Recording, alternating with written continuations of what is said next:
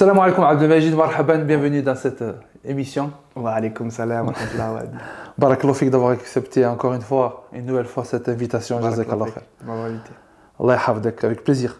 Donc frérot, écoute, par rapport à ce petit, on va couper, cette petite vidéo concernant l'entrepreneuriat, machallah, j'ai pensé à toi, on en avait déjà parlé. Exact. Et alhamdoulilah, je pense que tu peux apporter beaucoup de valeur ajoutée. Donc, si tu peux déjà pour ceux qui ne te connaissent pas encore, nom, prénom, situation maritale, activité professionnelle, etc. Après, on enchaîne. Bien sûr. Moi, c'est Majid. Donc, je suis marié depuis 2 ans et demi. Il ne faut pas que je me trompe sur la date, sinon je vais me faire zigouiller. Alors, au niveau de la situation entrepreneuriale, j'aime bien utiliser ce terme. Tu vois, ça flatte mon ego. Serial entrepreneur, on essaye en tout cas. Serial entrepreneur. Ah ouais, magnifique. En fait, c'est comme c'est comme un serial killer, mais il fait ça pour les sociétés. Alhamdoulilah. Donc moi, j'aime bien toucher un petit peu à toutes les activités dans lesquelles je trouve qu'il y a une valeur ajoutée. Donc je m'intéresse un peu à tout et je suis ouvert à tout. Masha'Allah, très bien. Et du coup, au niveau de tes activités, tu peux en parler ou tu veux qu'on en reparle un peu plus tard ou... Comme tu le désires, je peux expliquer un petit peu dans les grandes lignes. Écoutez, moi pour ma part, j'ai commencé tout seul. Hein. Comme on dit, on se fait tout seul. Donc on ne compte pas ses heures. Donc j'étais dans le milieu du VTC. Il y a le frère que tu connais, Anes, qu'on salue. Salam alaikum Anes. qui lui avait une société dans le VTC. Et il y a 5-6 ans, tout le monde le sait, il y a un gros boom dans le transport. Donc on s'est dit pourquoi pas essayer. En 3 jours, j'ai fait une certaine somme. C'est ce que je faisais peut-être en une semaine et demie quand je travaillais, on va dire, en mode normal. Et là, c'est là que est venu le goût de ces choses-là. Il faut savoir entreprendre. Et ensuite, donc, ce qui m'a permis un petit peu de me différencier, c'est que je pense qu'une des stratégies à avoir quand on rentre dans un domaine, c'est de voir ce que font les anciens. Il ne faut pas essayer de réinventer la roue. Il y en a qui vont essayer de proposer, on va parler du milieu du VTC, il y en a qui vont essayer de proposer des services supplémentaires, des choses compliquées, etc. En fait, au final, l'idée, quand tu arrives dans une activité, tu regardes ce que font les anciens. Tu te rapproches des anciens. S'ils ne veulent pas que tu te rapproches d'eux, c'est pas grave, tu les regardes de loin. Et c'est en effet comme ça que tu vas commencer à avoir les idées, en tout cas être sur le bon cheminement, on va dire cérébral et entrepreneurial, pour avoir les meilleures idées et les meilleures opportunités. D'accord, pour t'inspirer. Donc chauffeur, tu as commencé à chauffeur. C'est ça. Chauffeur VTC, d'accord. Mais avant d'être chauffeur, quel niveau d'études tu avais? Ah d'accord, bon, moi on va commencer quand même de la genèse. Ouais, je travaillais dans les bois, tu vois. Les bois? Les bois, bûcherons avec mon père. Ce qui est bien, c'est qu'en fait on est une fratrie. On est, je n'ai pas envie de me tromper, 4 ou 5 frères. Non, machallah, on est nombreux, machallah. Et du coup, mon père a toujours eu l'habitude à partir de 13-14 ans, c'est comme ça, c'est de te prendre par le callback, te dire, viens là, tu vas voir ce que c'est le travail. Donc du coup, on se retrouvait tous à l'âge de 13-14 ans, toutes les vacances, tous les étés, pas tous les étés, parce qu'en fait, on travaillait au début, on va dire, on travaillait 1 mois et après on allait tous au Maroc, tu vois. Et du coup, j'ai commencé par là. Donc du coup, être derrière mon père, vivre les journées de travail au centre des tronçonneuses. Il faut savoir qu'un plein de tronçonneuses, c'est 1 heure. Hein. Donc, dès que ton père il a mis le mélange, tu as 1 heure pour ne pas te reposer. Tu faisais quoi exactement? Mais en fait, il coupait le bois et machallah, il était doué, mon père, tu vois, spécialiste. Tu vois, il faisait tomber pour qu'il y en ait le moins de boulot possible. Et derrière, lui, il coupait le bois en 50. Moi, je le prenais et je le jetais dans le tas à bois. Donc, tu es toujours derrière lui, à récupérer les morceaux de bois. Et forcément, tu peux pas les prendre avec 2 mains parce que tu es trop lent. Tu dois les prendre toujours avec 1 main. Voilà pourquoi aujourd'hui, j'ai une sacrée poigne au niveau de la main. C'est parce que pendant un certain nombre d'années, je prenais les bois. Et si un bois il est lourd, tu es obligé de tout le temps le serrer fort pour pas qu'il te glisse. Et pour aller vite surtout. Donc, voilà ce que je faisais. J'ai commencé là. Et ça m'a donné goût aux études, on va pas se mentir. Et tu étais rémunéré pour ça ou... Oui. Non, bien sûr. Le but, c'était quand même cette logique de se dire qu'on n'a rien sans rien dans la vie. Alhamdoulilah, je remercie mon père qui m'a appris ces valeurs-là. C'est super important de les avoir. Et le côté aussi bosseur. Non, j'avais ma paye, c'était pas grand-chose. Mais quand tu as 14 ans, tu as 40 euros par jour. D'abord 30 et puis 40. C'est très bien. Machallah. Tu fonces dans le premier Foot Locker, tu t'achètes ta paire de baskets. On peut se mentir. Donc, alhamdoulilah, et ensuite, par la suite, on va dire que je suis devenu premier de ma classe. Ouais, j'étais... t'étais doué au niveau des études? Non, j'étais pas doué. J'étais pas doué. Déterminé. J'étais déterminé, c'est différent. Sincèrement, moi, je suis le gars qui avait toujours 11. Juste, 11. Mais en fait, à force de se dire, mais c'est pas ça que je veux, mais c'est ça, mais là, tu comprends que tu dois être doué ou pas doué. C'est pour ça que quand tu me dis, t'es doué, non, j'étais pas doué. J'étais bosseur. Machallah. J'allais apprendre mes leçons, j'allais apprendre ci, j'allais apprendre ça. Et arrivé jour J au contrôle, au terminal, j'étais là. J'étais présent, j'avais mes notions, j'avais mes concepts. Du coup, ça m'a permis de derrière me dire qu'on n'a rien sans rien. Donc après, j'ai eu mon bac. Petite anecdote, c'était marrant. Et c'est là que tu te rends compte que les professeurs qui ont de l'expérience sont très, très, très bons. J'avais ma prof de marketing, Madame Fonta. Donc Madame Fonta, physiquement et cérébralement, elle est énorme. Je m'attendais pas seul. Mais en tout cas, ouais, tu la vois, quoi. C'est un personnage. Elle passe pas inaperçue. Elle passe pas inaperçue. Et en fait, franchement, je l'aimais énormément. Mais elle, je sais pas si elle m'aimait vraiment bien. Mais bon, peu importe. À la fin de l'année du bac, on était, tu sais, c'était une prof de marketing, donc on était un peu sur les tables, un peu sur les ordinateurs qui étaient à l'arrière. Elle a commencé à dire, là, en plein cours, elle dit, façon dans cette classe, et ça m'a grave étonné.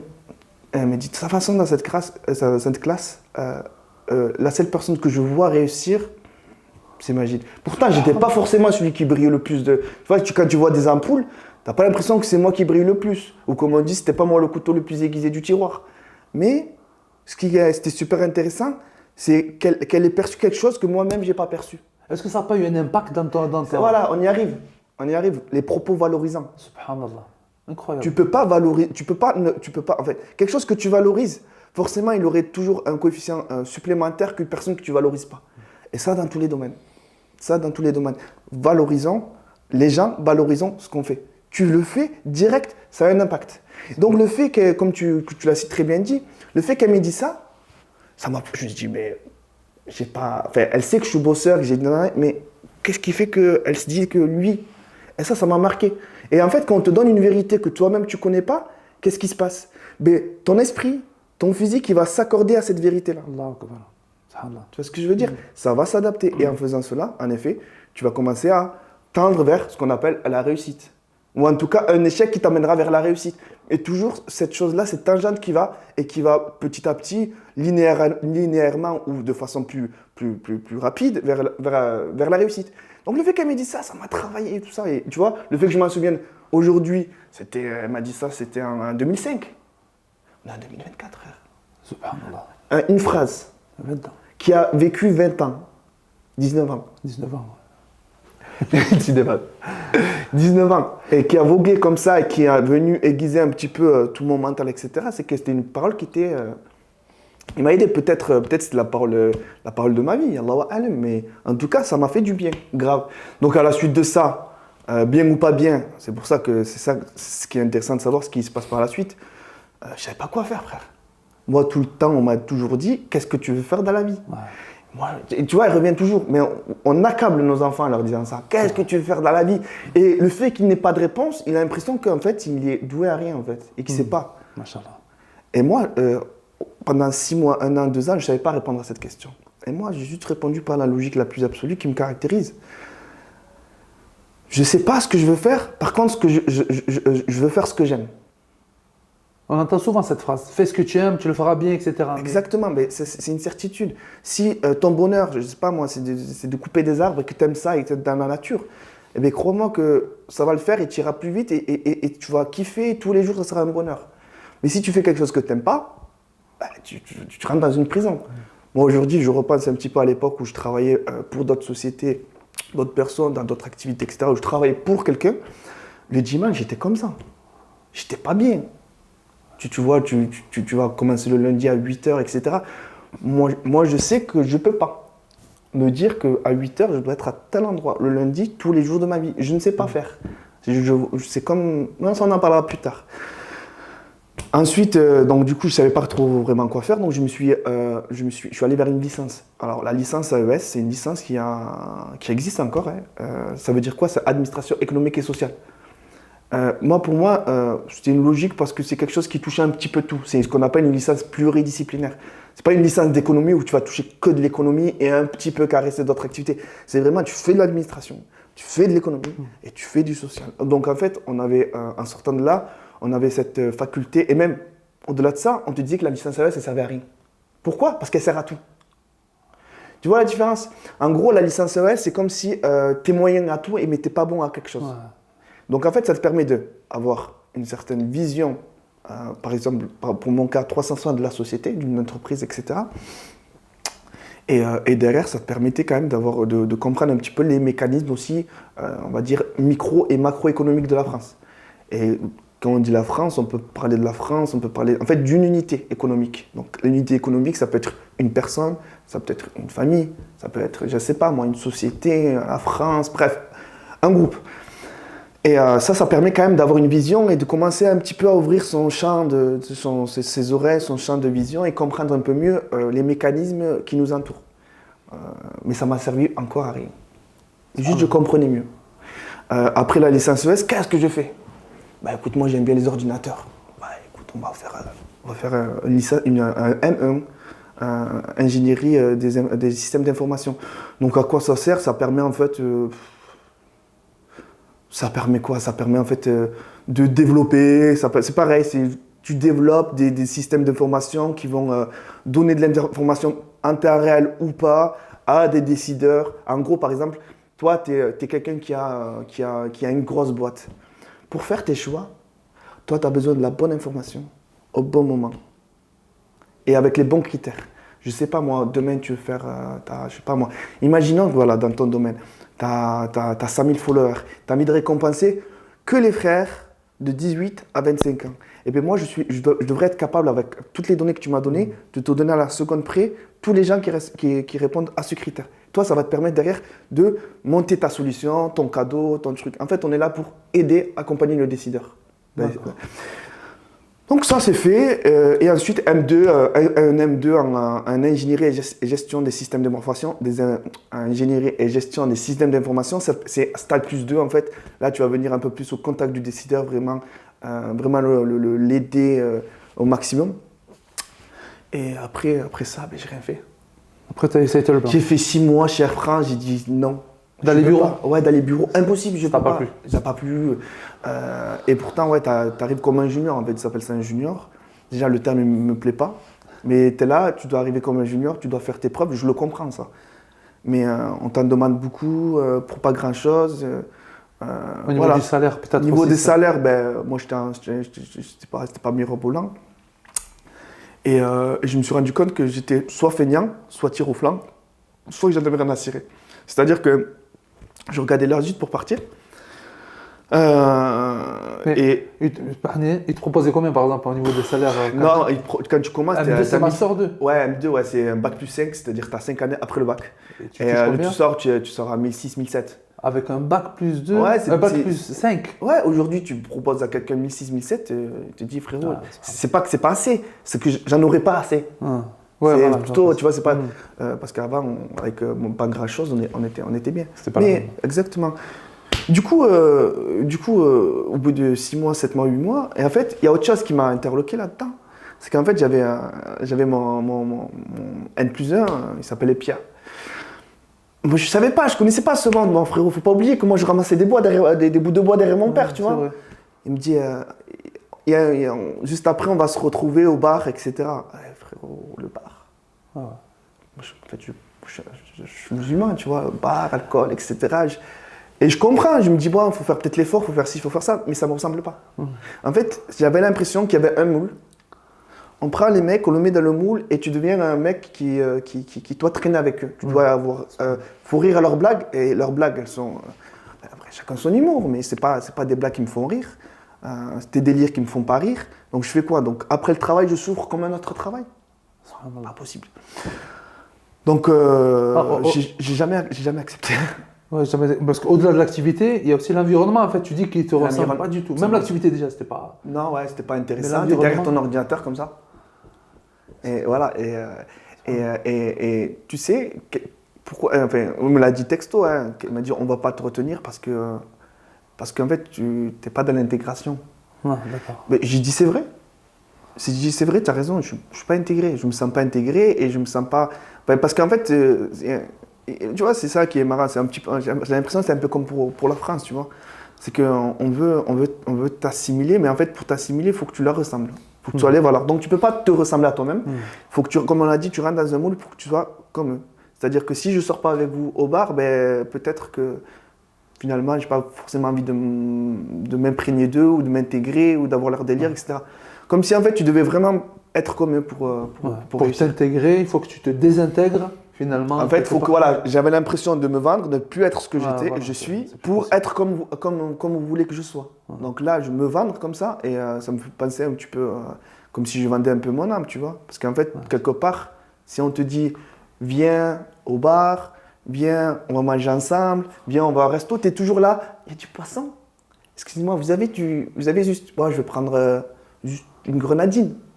Tu es là tout le temps à avoir peur que le mec il met. Tu sais, parce qu'ils ont des délires, après ils te rajoutent un peu d'alcool et si, nanana. Peut-être pour te faire rire, mais ça me fait pas rire. Si, ça. Et en fait, tu es là constamment sur tes gardes. Je ne sais pas faire ça. Je ne sais pas être sur mes gardes.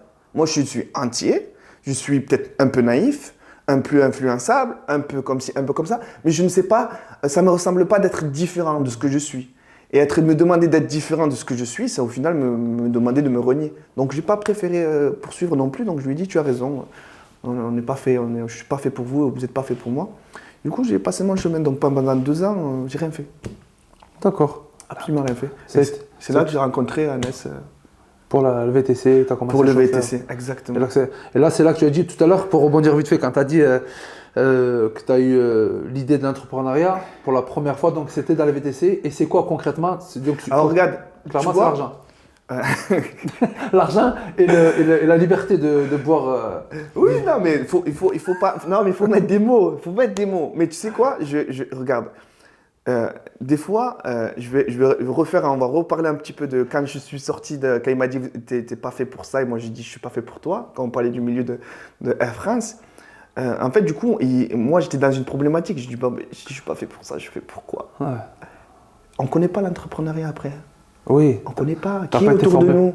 Qui est autour de nous? Là, aujourd'hui, on est dans la vibe sur TikTok, tu as les entrepreneurs, on en parle là, ou patati, où tu es là, tout le monde te dit, moi tu peux, moi je peux, là tu fais ça, tu appuies sur un bouton, tu es millionnaire. On est dans cette vibe-là, donc c'est facile, l'environnement il est fertile à ça. Donc tout le monde peut se croire entrepreneur. Mais à cette époque-là, non. À cette époque-là, on te dit, je ne suis pas fait pour toi, tu n'es pas fait pour moi, et bien je fais pourquoi? Moi, j'étais dans une grosse problématique. D'ailleurs, tu m'as connu, c'était à cette époque-là. Moi, je me rappelle, c'est une période de blanc. Moi, je me rappelle, c'est vrai que professionnellement, financièrement, c'était à râler pas correct. Ah, râler pas. Vraiment, c'était, subhanallah, je me rappelle, tu comptais chaque centime. Bien sûr, tout à fait. C'était ça, on comptait tous les centimes, on réfléchissait, on se posait des questions, comment faire pour passer la semaine. Je me souviens, moi je rentre tous les week-ends chez mes parents. Ça, c'est un fait établi et dure la personne qui me l'enlèvera. Parce que les parents, personne ne peut les remplacer. Donc, j'essaie de passer le maximum de temps avec eux. Donc, moi, tous les week-ends, j'ose espérer pouvoir tous les week-ends rentrer. Alhamdoulilah, des fois on peut pas, mais on essaie de s'adapter, d'avoir une rigueur dans ça, parce que pour moi, c'est très important. Et je me rappelle à l'époque que je me posais. Dis-toi que je me souviens, j'avais une Opel Astra, je savais qu'il fallait que je sois à 78 km/h.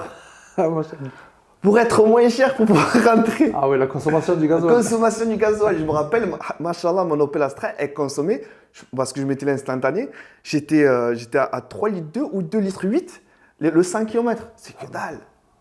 Et je savais qu'il fallait que je sois là. Si je voulais arriver là-bas, avec ce que j'avais mis, il fallait que je sois là. Alhamdoulilah. Donc on a compté, on a réfléchi, etc. Et tout ça pour dire que quand on sort, en effet, quand on sort de ces situations-là, on ne sait pas vraiment qui on est ou qu'est-ce qu'on veut faire, etc. Donc on a plus de questions que de réponses. Et ça c'est dur. Et c'est là que tu m'as rencontré. D'accord, je t'ai rencontré à cette période-là. Et du coup, quand même, ça aide grave d'être dans cette situation-là. Ah ouais. Cet état d'esprit, il se forge. Et quand même, quelque part, il se... Tu sais, moi, tu sais que j'aime bien les métaphores. Hein. Ouais. Après, des fois, elles sont douteuses, mes métaphores. Des fois, il n'y a que moi qui les comprends. Mais bon, tu sais, ça me fait penser un petit peu à quelqu'un qui manque d'oxygène, qui se noie. Qui se noie dans le... Donc, le fait de se noyer, donc pour ceux qui nous regardent, pour moi, le rapport, c'est le fait de ne plus savoir où on est. Donc, quand tu te noies et quand tu ne sais plus où tu es, tu as deux choix. Donc, on va parler de quand tu te noies. Soit tu manques d'oxygène, tu meurs. Et donc, pareil pour les personnes qui ne savent pas ce qu'ils font, mais malheureusement, ils ne savent toujours pas ce qu'ils font 10 ans plus tard. Et ils meurent socialement. J'appelle ça une mort sociale, tu vois, une mort professionnelle, une mort où le temps ne suffit plus. Mais pour moi, le temps, il est toujours là. Allah, tant que tu n'es pas mort, Allah, il est avec toi. Mais en effet, il y en a qui se laissent mourir. Tu sais, un petit peu... Mort-vivant. Voilà, mort-vivant. C'est vrai, c'est des morts-vivants, subhanallah. Et après, du côté du noyé, il y a celui qui va, en effet, il va manquer d'oxygène, en effet. Et le jour où il va choper l'oxygène, il va aspirer l'oxygène du monde. Et pareil pour la personne qui ne savait pas quoi faire et qui, lorsqu'il sait quoi faire, là, plus rien ne peut l'arrêter. La seule limite, c'est celle qui se pose, bien sûr, celle qu'Allah il lui indique. Mais en effet, Allah, il poussera toujours quelqu'un vers le khayr. Donc, pour moi, c'est à ce moment-là que tu m'as rencontré et j'avais deux choix, en effet. C'était soit la mort sociale, la mort professionnelle, soit me dire, je vais essayer de rebondir, quoi. D'accord. Et c'est très important ce que tu dis, parce que tu as dû rencontrer des obstacles. Oui, et lesquels? Et comment tu as fait pour, mentalement et psychologiquement et financièrement, comment tu as fait pour réussir à, forcément, les obstacles, c'est les problématiques que j'ai connues lorsque le gars il m'a dit « Ouais, mais t'es pas fait pour nous, je suis pas fait... » Alors, je fais quoi alors? Ça, c'est une grosse problématique. C'est une problématique de vie. La première chose, quand même, nous, en tant que musulmans, c'est, en effet, faut demander à Allah, en vrai. Parce qu'on met trop, moi je pense, on met trop au second degré ça. Mais trop. Pourquoi? Parce qu'on l'oublie, ou bien parce qu'on est mal entouré, que les frères autour de nous ils ne font pas le vrai rappel, etc. Mais on sous-pèse énormément l'impact qu'Allah il a sur nos vies. C'est Allah qui t'a donné la vie. Partant de là, s'il y a un souci, hop, tu te retournes vers celui qui t'a créé. Donc déjà la première des choses, c'est déjà avoir quand même une relation. Si tu as une difficulté, forcément quand on a une difficulté, on a une relation normalement beaucoup plus monothéiste avec Allah. Et on est sincère quand on demande. Quand tu as une difficulté, tu sais, c'est à l'image du bateau j'aime beaucoup cette métaphore. Alors, en fait, il y a un bateau, il coule. Il y a des survivants partout dans la mer, mais ils ne se voient pas, quoi. Il y en a un, il est sur une planche, et il demande juste une chose à Allah qui le sauve. Et là, il est dit avec une telle sincérité, une sincérité monothéiste, que vraiment, c'est avec son cœur. Il ne veut pas mourir, le frère. La personne qui est sur le radeau, même qu'il ne soit pas musulman ou pas, là, il est monothéiste. Et si vous l'entendez, ceux qui sont dans une grande difficulté, les polythéistes, ce que tu veux, ils vont dire quoi? Oh mon Dieu. Ah là, dans la difficulté extrême, il n'y a qu'un Dieu là. Là, tu es monothéiste. Donc en fait, on est comme ça. On est dans la grande difficulté, on redevient ultra sincère. Et subhanallah, comme un bébé qui réclame sa mère, on va réclamer notre créateur. Et là, la relation va devenir beaucoup plus saine, beaucoup plus orientée, beaucoup plus sincère. Et là, en effet, c'est à ce moment-là, il faut demander à Allah, il ne faut pas hésiter. Il n'y a que lui qui va t'aider. Ça, c'est la première des choses. Donc, en effet, dans ces situations-là, il faut demander à Allah, ça, c'est une certitude. Et après, en effet, il faut savoir avoir une intelligence aussi, se dire, qu'est-ce que je peux faire? Donc, les obstacles, en effet, ils sont nombreux. Demain, je propose à un frère, ou je lui dis à un frère, vas-y, bouge-toi, il va me dire quoi? On a tous les mêmes obstacles financiers. Frérot, j'ai pas un. On la connaît, ça va, j'ai pas un. Ah oui, je sais que tu n'as pas un. Mais à un moment donné, revois ta stratégie. Il y en a, ils veulent passer du 0 à 100, 100 000 ou 100, ou 100 millions, je crois que c'est un peu compliqué, mais du 0 à 100 000 très rapidement. Non, frérot, non. Tu vas te repousser les manches et tout ce que tu peux faire, tu vas le faire pour l'économiser. Et après, à un moment donné, il y a une relation qui va se faire entre le temps que tu donnes, est-ce qu'il est bien estimé? C'est-à-dire, je vais te donner un exemple. Il y a Adam Smith, c'est un économiste de l'époque, qui disait quoi? Qui disait, il faut qu'on fasse la chose pour laquelle on est le meilleur. Et quand on dit le meilleur, c'est le meilleur tout court, mais aussi où on peut valoriser le plus possible. Je vais te donner un exemple, ça va te parler plus. Tu as un ingénieur et un mec qui n'est pas ingénieur, qui est juste sorti et qui n'a même pas fait l'école. Tu leur donnes une pelle à chacun. Le coup de pelle de l'ingénieur, le coup de pelle de la personne qui n'a pas fait le bac, qui n'a pas fait l'école, c'est le même. Ouais. Et même peut-être celui qui est ingénieur, il fera moins bien son boulot. Donc le travail, c'est le même. Par contre, le mec qui met le coup de pelle ne pourra pas faire le vrai travail de l'ingénieur. Donc en fait, l'erreur, c'est de mettre l'ingénieur à ce niveau-là. L'ingénieur, il faut le mettre au bon niveau. Donc tout ça pour dire, pour que les gens comprennent qu'il faut que tu fasses ce que tu sais faire le mieux. Et donc si à un moment donné, tu as 24 heures dans ton temps et que tu ne sais pas et que tu n'as pas l'argent pour monter des vidéos, je pense que tu les montes tout seul, tes vidéos. Ouais. Le jour où qu'Allah il te facilite, qu'Allah il te rajoute, le jour où tu vas toucher, je sais pas moi, 100 000 euros par mois, peut-être c'est le cas. C'est pas le cas, il va t'accorder des vidéos, les frères, arrêtez. Je fais le montage solo. Hein. Tout ça, il y a tout là, on va tout, machallah. Tout ça pour dire, qu'est-ce que tu vas faire? Tu vas continuer à monter tes vidéos? Non. Non, tu vas continuer à faire des vidéos pour lesquelles tu es le meilleur. D'accord. Tu vois, tu comprends? Complètement. Donc, moi, la personne qui me dit obstacle financier, ok, obstacle financier, lève-toi tôt le matin. Lève-toi tôt le matin. Arrête de me dire, à midi, je me réveille, que je lui dis, frère, fais un projet, frère. Ouais, mais je peux pas, j'ai pas d'argent. Frérot, lève-toi plus tôt. Et si vraiment, tu as vraiment besoin d'argent pour le projet, sache qu'une personne autour de toi, ou pas, mais j'espère qu'autour de toi, il y a un opportuniste qui te regarde. Et cet opportuniste, il cherche qu'une personne capable. Moi-même, je le suis. Je cherche quelqu'un qui est capable. Quand tu cherches cette personne capable, moi, alhamdoulilah, j'arrive à un moment où j'essaye de m'entourer que des personnes capables, eh ben, tu vas être visé, comme un chercheur de tête. Tu vas être visé et le mec, il va t'accompagner ou pas. Mais ce que je veux dire par là, c'est que si tu fais les causes, Allah il va mettre dans ton chemin quelque chose qui va te faciliter. Ça peut être quelqu'un qui te prête l'argent sans te demander un centime derrière. Ça peut être des parents qui vont réussir à te débloquer de l'argent. Ça peut être un tas de choses qui fait. Mais on en revient toujours à la même chose. Demande à Allah qui te facilite ton obstacle. Et là, tu vas rebondir. Les causes, comme j'aime beaucoup ce que tu as dit, le fait d'être déterminé. Quand quelqu'un voit que tu es déterminé, ben, il va avoir confiance en toi pour te prendre en tant que gérant peut-être, en tant que gérant après, si tu crées des affinités avec et évoluer, etc. Et ça arrive fréquemment. D'ailleurs, peut-être que tu nous en parleras un peu plus par rapport à toi, comment tu as vécu la chose. Et j'aimerais te demander, l'entrepreneuriat, c'est beau, etc. Mais il y a forcément peut-être des inconvénients, vus comme des inconvénients, mais est-ce que c'est vraiment des inconvénients et quels sont les avantages et les inconvénients de l'entrepreneuriat? Bien sûr. Mais l'entrepreneuriat, déjà, quand vous dites à quelqu'un que tu es entrepreneur, ça rime avec liberté.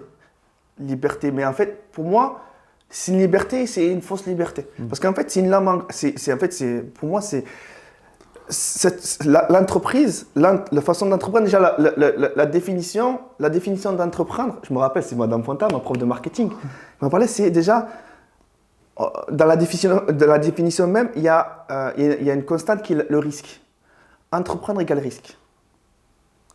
Donc, toutes les personnes qui veulent entreprendre, sachez que vous avez un risque. Ça, c'est un inconvénient. Donc, les personnes qui ne veulent pas risquer, s'il vous plaît, ne faites rien. Qui ne veulent pas risquer, parce que vous ne voulez pas risquer. En fait, j'ai l'impression que vous voulez faire des gâteaux sans casser d'œufs. Ça ne fonctionne pas. Tu veux faire un gâteau, tu vas casser des œufs. Et voilà, peut-être tu vas utiliser 70%, mais tu vas souffrir, tu vas douter, et c'est ça qui est incroyable dans une entreprise, c'est que tu as un cycle. Subhanallah, je te jure, là je suis à ma 1, 2, 3, 4 ou peut-être 5e société, ça a toujours été pareil. Subhanallah, c'est euphorie, tu donnes les heures, tu donnes tout ce que tu as, tu donnes ci, tout ça, et là, tu as fini ça, et là, moment de doute. Et ce moment de doute, là, tu te dis, est-ce que je devrais continuer ou pas continuer? Est-ce que j'ai fait, ça sert ou ça sert pas? Il y a beaucoup qui arrêtent là. Et il y en a beaucoup. Ils baissent. Ils disent, ça y est, bon, tu vois, t'as vu, regardez, on m'a dit quoi? Tu vois, ils prennent ça comme un to-do list, tu sais. Ils vont voir un entrepreneur à succès. L'entrepreneur va lui dire, fais ça. Et il a tout fait, le mec. Et à la fin, il va dire, ouais, mais ça marche pas. Ça marche pas. Frérot, ça marche pas, et après? Allez lire. Et là, j'en appelle. Là, on est dans le mindset. On parlait de mindset de malade. Là, c'est dans le mindset que ça se passe. T'as fait quoi? T'as gravi la montagne, peut-être il te reste 2 km, peut-être il te reste 200 km. Mais il faut continuer à marcher, frérot. Il faut continuer à marcher. Tu es obligé. C'est comme l'image là, de celui qui creuse là dans la montagne. Tout à fait. Qu'il arrive juste à. Exactement. Tu as mis souvent des images comme ça. Je kiffe. J'aime trop. C'est métaphorique. C'est tout ce qu'on aime. C'est exactement ça. C'est comme le marathon que j'ai fait à Marrakech, frérot. Je t'assure qu'aux 25 km, Combien 42 km? 42, ouais. 42 au 25e, parce qu'il faut savoir que moi, je ne suis pas adepte de course. Mais je me suis mis cet objectif-là et c'est un objectif qui va venir me valoriser sur plusieurs strates de ma personnalité. Et alhamdoulilah, au 25e, frérot, cuit. La moitié quasiment. La moitié, t'imagines, il te reste encore, psychologiquement, il te reste 17 km. Ouais. J'arrivais au 25e, je commençais à courir et je grimaçais et je me parlais à moi-même. Wallah, je me parlais à moi-même. Je disais, c'est pas possible, c'est pas possible. Et j'avais l'impression dans mon esprit, il y avait deux personnes. La personne qui te pousse, tu dis capable. Et la personne qui dit pas capable. Capable, pas capable. Capable, pas capable. Et j'étais là, non, je ne peux pas abandonner. Et en plus de ça, il y a un truc super intéressant, ça s'appelle la cohérence. C'est quoi la cohérence? La cohérence, c'est quand tout le monde sait de toi que tu vas réussir. Eh bien, tu ne peux pas te permettre d'échouer. Comme le père de famille qui va chercher du travail. Et qui doit nourrir ses enfants. Il doit rester cohérent. C'est un père de famille, c'est quelqu'un qui doit ramener de l'argent. Et il va sortir. Et Inch'Allah, Allah il va lui mettre un rizq pour lui et ses enfants. Et il va revenir. Il ne peut pas échouer. Et déjà, j'étais dans ce côté-là. Mon physique, frérot, il était à la ramasse. Je ne suis pas un coureur, j'ai un gabarit qui fait que je me suis entraîné, bien sûr, j'ai fait les causes, etc. Mais j'ai un gabarit qui est lourd. Donc au final, qu'est-ce qui se passe? Mes ligaments, mon musculaire, tout prend dans la tête. Le seul truc qui m'a permis de rester debout, c'était mon cerveau. Et subhanallah, à un moment donné, je suis obligé de faire de la marche rapide parce que j'avais trop mal partout. Quand j'étais en marche rapide, mon esprit me disait « tu peux courir ». Dès que je courais, mon corps me disait « arrête-toi, on est au bord du précipice, tu vas te blesser, tu vas nous casser ». J'avais ma cheville, je ne sais pas, c'est comme si tu m'avais taclé. Personne ne m'a taclé, frère. Mais j'avais mal partout. Et subhanallah, pour en revenir au côté de l'entrepreneuriat, c'est ce moment de doute, là, il faut relâcher, frère. Tous les flags, tous les drapeaux, ils vont te dire « arrête, arrête, arrête le sang, arrête l'hémorragie, arrête ». Mais ton mindset, ton cerveau, il va te dire « non, continue, il faut que tu continues, il faut que tu t'arrêtes pas ». Mais il y a une intelligence à avoir. Je ne te dis pas « tu as moins 5000 et tu continues à creuser ». On ne dit pas ça, attention, on ne dit pas ça. Mais on dit que quand tu as fait toutes les causes, la seule chose qui peut faire le relais, c'est ton mindset et ta relation, bien entendu, avec Allah. Demande à Allah qui te facilite. Et ne t'arrête pas. Subhanallah, mashallah, barakallahu. Juste pour rebondir par rapport à ta dit relation avec Allah et mindset et tout, je sais pas si tu connais le hadith du prophète où il nous enseigne que Allah Azza wa Jalla sourit quand son serviteur, pourquoi il sourit? Quand son serviteur est sur le point d'abandonner. Et on pourrait dire, mais attends, il sourit alors que son serviteur va abandonner? Non, parce qu'il sait que lorsqu'il ne va pas abandonner, Allah Azza wa Jalla lui donne le nusra, il lui donne la victoire. Allahu Akbar. Allah il sourit parce qu'il sait que la victoire est juste et Allah Azza wa Jalla, il y a une sagesse derrière ça, tu vois. La preuve c'est que ça prend la persévérance, la constance. Mashallah, c'est Wallah, frérot, très important ce que tu as dit. J'en parlais avec un frère il y a même pas 2 jours. En fait, on parlait de ce côté-là, entrepreneurial, etc. Et je disais, c'est juste nous qui sommes trop faibles pour comprendre le dîn dans son englobité. Allahu Akbar. Englobité, ça se dit? Ouais, mais on comprend. Vous avez compris? Tant qu'on se comprend. Englobité. Dans sa globalité. Globalité. Et Allah, sa globalité. Mais subhanallah, on est faible, mais wallah, qu'on a toutes les clés dans le dîn pour décoder tout ce qu'on veut. C'est comme si, mais juste on ne sait pas l'utiliser. Et tu vois, par exemple, si dans le côté entrepreneurial, tu vas prendre un musulman, quelqu'un qui va lâcher l'affaire et tu lui parles de ce hadith, il va dire, c'est ce qu'il me fallait. En fait, subhanallah, je suis dans le bon, ou s'il y a quelque chose qui va se passer, il va se dire, bon, je vais rien lâcher. Pour Allah, je vais rien lâcher. Exactement. Et ça, on avait fait une vidéo avant celle-ci par rapport au sport. Le sport, l'entrepreneuriat, c'est la même chose. C'est la même chose. Quand tu es caractériel, que tu sais, que tu continues, que tu fais, que malgré l'échec, tu continues, eh bien, Allah, il te facilite la chose. Et là, à un moment donné, tu arrives au succès. Il y avait c'est pas une métaphore, c'est pas une expression. Si, c'est une expression, on peut dire ça comme ça. Il y avait quelqu'un qui cherchait, on va dire, Allahu alim, c'est peut-être celui qui essaye de créer l'ampoule. Tu sais, créer l'ampoule, celle avec laquelle tu nous écris. Thomas Edison. C'est Thomas Edison ou pas? Dites-nous en commentaire si c'est Thomas Edison. Allah, je dis ça, mais je suis pas sûr en fait. Mettez-lui un moins 1 si c'est pas lui. Mais je crois que c'est lui, Et en fait, lui, quand il échouait, il disait « Ah, j'ai trouvé une nouvelle façon de ne pas réussir. » T'as vu là, comment il a retourné le truc? Ça aussi, c'est marrant, tu vois. C'est un petit peu comme le verre. Soit tu le vois à moitié plein, soit tu le vois à moitié vide. Mais la réponse dépendra de ta façon de voir les choses. Tu vois? Donc du coup, tout ça pour dire qu'à un moment donné, il faut rien lâcher. Et dans le sport, c'est pareil. Dans l'entrepreneuriat, c'est pareil. Donc, il faut s'en remettre à Allah. Et donc, le hadith, dans la religion, dans le dîn, vous avez une clé pour chaque chose. C'est nous qui sommes trop faibles, pas assez savants, pour comprendre. Mais ça fait plaisir parce que tu sais que, quand même, tu es toujours dans l'évolution. Et ça fait plaisir. La constante évolution, machallah. Exactement. Pour revenir un peu vers toi, machallah, donc, alhamdoulilah, comme on a pu comprendre dans tes propos, donc tu pars de zéro, maintenant, Allah t'a permis de créer plusieurs sociétés. Au jour d'aujourd'hui, alors 2 questions en même temps. As-tu des objectifs professionnels? Et tout en ayant ces objectifs, cet optimisme qui est conseillé dans l'islam, comment arriver à lier le professionnel et le spirituel, donc entre din et dunya, parce qu'on a l'impression que quand on se met trop dans le dunya, on délaisse un peu de din, et quand on est trop dans le din... C'est vrai. Mais alors franchement, wallah, c'est une très bonne question que pose le frère. En fait, comme d'abord, tu me régales. Non, en vrai, c'est super important parce que moi, je me suis rendu compte d'une chose, c'est que déjà, l'activité que vous faites, commencez pas à me dire, ouais, je veux vendre et pour un serait pas musulman, ce serait une activité où tu sais que tu fais de l'argent. C'est-à-dire livrer des boissons alcoolisées la nuit. Tu fais ça, frérot. Il y en a là, ici à Toulouse, et ils cartonnent, frère. Ils cartonnent. Mais non, les musulmans, on ne fait pas ces choses-là, tu vois. Et en plus, ça fait partie des catégories des personnes qui sont maudites. Le fait de vendre, ou de transporter, ou de le fabriquer, etc. Donc nous, on ne touche pas à ça. Pour ça, je dis ça pourquoi? Je prends un exemple à l'extrême. Donc au final, qu'est-ce qu'il faut faire? Faites une activité qui n'est pas haram, s'il vous plaît, déjà. Ou vous ne vous rapprochez pas aussi du haram, aussi, s'il vous plaît. Pour la baraka. Pour la baraka, s'il vous plaît. Ne me dites pas, mais frérot, on a fait tout, datati, on a demandé à Allah, et après derrière, tu fais quoi, frérot? Je vends. Tu vends quoi? Je vends des trucs pour les gens, la nuit, tout ça. Frérot, pas comme ça. Mais tout ça pour dire que faites une activité où, en tout cas, vous n'êtes pas éloigné d'Allah et dans lequel vous pouvez associer votre spiritualité. Moi, je peux t'assurer que c'est pas pour me la sentir ou quoi, peu importe, je m'en fiche. Mais en fait, il faut que votre activité transpire votre spiritualité. C'est beau, ça. Propre. Je la garde. T'aimes? Je la garde. Je vais l'écrire en dessous. Voilà.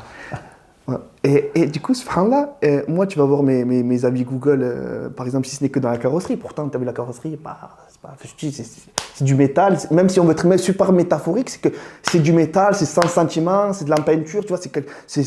Voilà, tu ne peux pas mettre du sentiment là-dedans. Tu la redresses, tu la peins, khlas.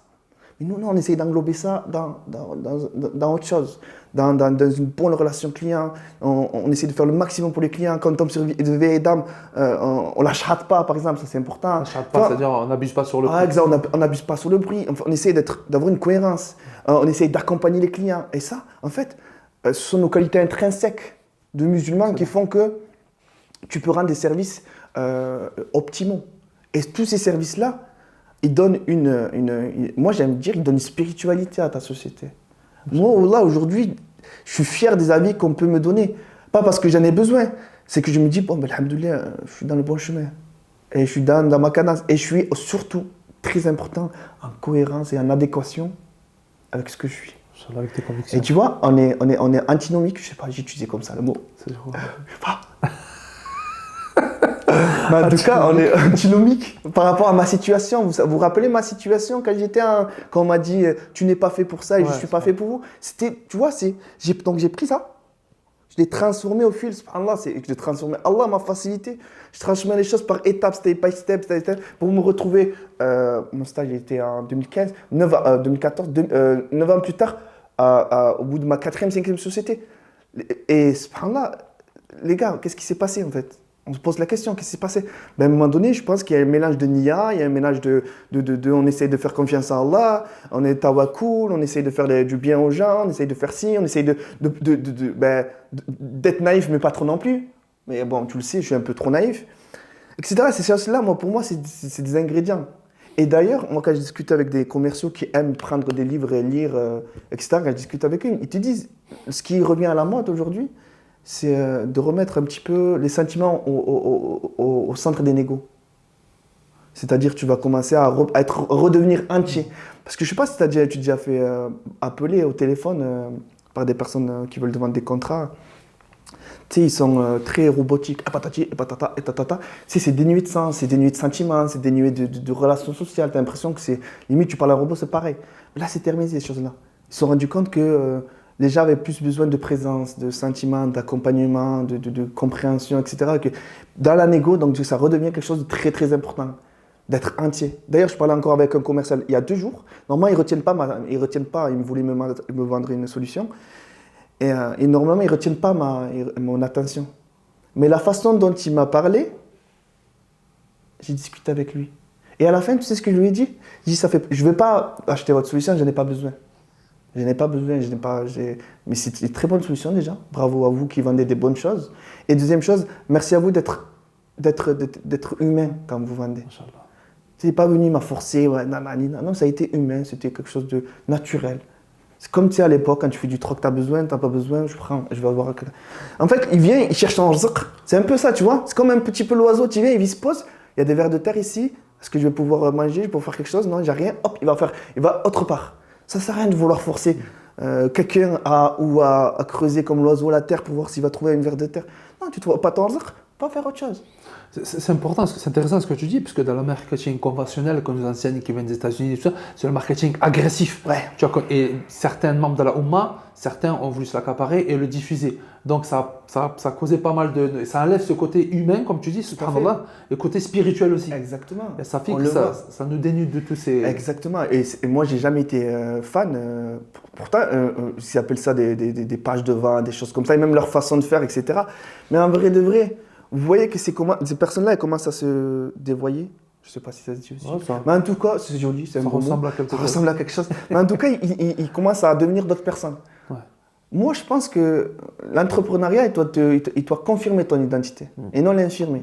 Tu dois continuer à être encore meilleur de ce que tu étais. Pourquoi? Parce que, imaginons, qu'est-ce qui nous permet aujourd'hui d'être meilleur coach? C'est quand tu vas aider ton prochain, quand tu vas faire le meilleur, quand tu vas penser dans le bien, etc. Mais si tu es dans une activité, même s'il n'est pas haram, où tu vas être un peu vicieux, tu ne vas pas devoir trop aider les gens parce que sinon ça bouffe ta part de marché, et patate, et bien là tu es cuit. Tu vas commencer à infirmer ton identité. Je vais vous donner un exemple. Nous, en carrosserie, on avait commencé à faire de la mécanique. Pendant 6 mois. Et en plus, subhanallah, c'est ça qui est marrant, c'est que le frère qui était venu, déjà, c'est des frères qui m'ont dit, s'il te plaît, prends le frère là, il est dans une situation un peu compliquée, etc. Moi, je me souviens, j'ai dit, écoute, la mécanique, moi, je ne m'y connais pas. Je suis nul et tout ça, et même, c'est technique. Il m'a dit quoi? Il s'est assis, l'autre frère, il m'a dit, non, t'inquiète pas avec moi, 0 problème. Ok, pas de souci, écoute, je vais acheter tout ce qu'il faut, tu me dis ce que tu as besoin, et je vais acheter. Donc j'ai fait pour moi, c'était un sacré investissement, tu vois, parce que tu as besoin de pont, tu as besoin de ci, tu as besoin de ça, pour que le frère il puisse faire tous les travaux nécessaires. Et subhanallah, on commence à travailler, et des clients commencent à faire des retours. Ah, on n'entendait pas ce bruit-là, on n'entendait pas ça. Et moi, je rembourse. Demain, je me dis, oh, j'ai un problème. De façon générale, je demande au frère, je dis, tu as mal monté ça? Il m'a dit, non, moi c'était impeccable, moi je sais. Donc moi, je me dis, dans 100% de ce qu'il a fait, il y a peut-être 10%, 15%, il a mal fait. Mais il ne peut pas avoir fait 100% d'erreur. C'est pas possible. Donc je me suis rendu compte qu'en fait, dans ce travail-là, dans cette mécanique-là, il faut être un peu vicieux. Parce que les gens en face de toi sont vicieux. Donc qu'est-ce qu'il reste à faire? 2 choix. Soit tu continues, tu es encore plus vicieux que ce qu'ils sont. Donc avant qu'ils arrivent, qu'ils déposent leur véhicule, là, tu fais le tour du véhicule, tu signes des ordres de réparation à tout va, tu fais des papiers de non-responsabilité, des trucs qui te couvrent au niveau du droit, tu vois. On pourrait le faire. Moi, je ne choisis pas de le faire parce que j'aime pas ça. Donc au final, en gros, tu es vicieux, mais tu te protèges. Tu es un vicieux intelligent. Et donc du coup, moi, j'ai dit quoi? J'ai dit, tu sais quoi, je vais arrêter la mécanique. Parce qu'en fait, il faut être vicieux, ça ne me ressemble pas du tout. Donc tout ça pour dire, il faut faire des choses qui nous ressemblent. Et pour en revenir à ce marketing agressif, les musulmans qui font ça, si vous arrivez à continuer à vous regarder dans une glace, continuez, hein, je vous dis. Mais si vous sentez une différence par rapport à ce que vous étiez, arrêtez, soyez intelligent et vous inquiétez pas, Allah il va vous faciliter autre chose.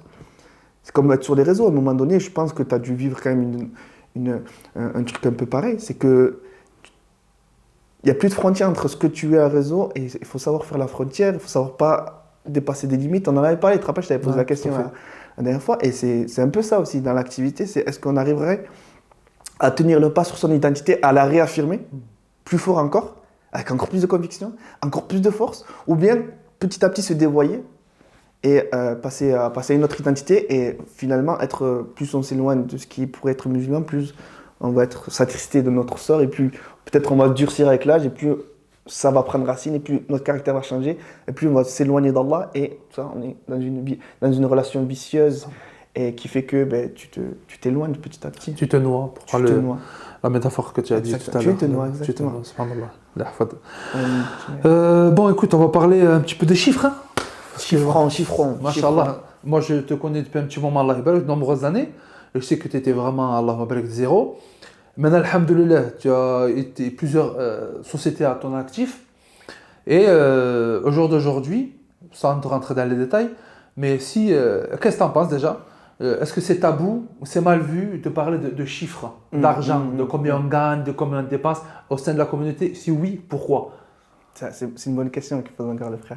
Il est pointu, il est précis, il te met un peu mal à l'aise, mais bien à l'aise, pour que tu répondes de façon mal à l'aise. Non, machallah. Mais alors, regarde, faut savoir, tu sais, on en avait parlé, tu sais, tu m'avais dit, c'est intéressant que tu le dises. Et ça, je pense que je ne l'avais pas dit tout à l'heure, déjà, c'est tout le monde ne peut pas être entrepreneur. Ça, Paul l'avait dit. Oui, tu m'avais dit. Tout le monde ne peut pas être entrepreneur et se dire que tout le monde peut être entrepreneur, c'est à un moment donné être dans il y a plus de logique. Il n'y a pas de logique. Pourquoi? Parce qu'il faut avoir certaines qualités.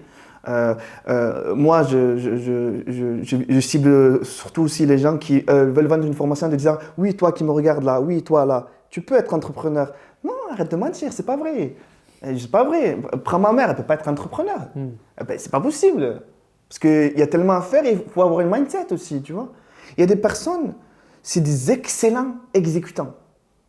Et ils peuvent être très bien payés pour cela. Et être heureux. Et être heureux. Parce qu'on a l'impression qu'on associe entrepreneuriat avec bonheur au C'est pas vrai. Ah, c'est pas vrai. Ah non, non. Frérot, je sors le matin à 8h, je rentre à 21h, 21h30.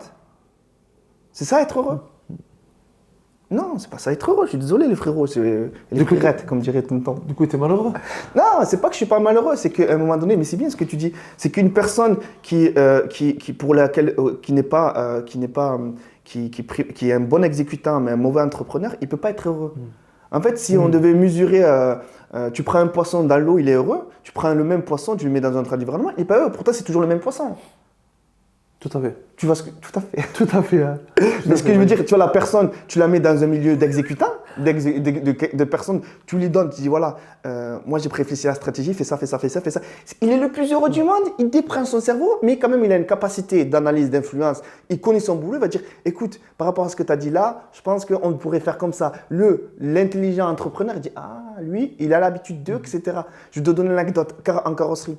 Moi, quand j'ai récupéré la carrosserie, c'était, on va dire, très compliqué. C'est très compliqué, c'était dans tous les sens, on parle... Bref, dans tous les sens, c'était pas carré, rien de carré. Il fallait réfléchir de façon les process. Déjà, les process, c'était une catastrophe. C'est quoi un process? C'est de façon systémique, c'est la façon dont les choses s'agencent. Et les choses s'agençaient très mal, donc tu perdais du temps tout le temps. Et moi, je n'y connais rien. Je ne connais rien. Moi, je ne suis pas de la carrosserie, je ne suis pas carrossier, n'oubliez pas. Je ne connais rien. Par contre, je sais la façon dont on fait pour améliorer les choses. Ça, je les connais. Tu vois, j'ai amélioré les choses. Comment? Je suis allé voir les personnes qui travaillaient, mes salariés. J'aurais dit quoi? J'aurais dit, déjà, tu discutes beaucoup avec eux et tu essayes de voir comment la façon qu'ils travaillent. Leur façon, elle est comment? Et tu essaies que les process ressemblent de façon la plus naturelle à leur façon de travailler. Imaginons le mec qui travaille comme ça, il a l'habitude de faire ça, de prendre son marteau et de taper. Le marteau, tu vas le mettre là-bas. Inch'Allah. Je vais donner un exemple encore plus frappant. Et là, par exemple, c'est la guerre. Parce qu'il faut savoir, de façon sociologique, que l'être humain est résistant au changement. Mais je vais te donner un exemple, c'est marrant. Dans la carrosserie, moi, je ne connais rien. Et je me dis, bon, je vais utiliser des techniques qui font que, même si je ne connais rien, c'est marrant ça. Même si je ne connais rien, à un moment donné, je vais me rapprocher de la vérité. En fait, il y avait des objets partout.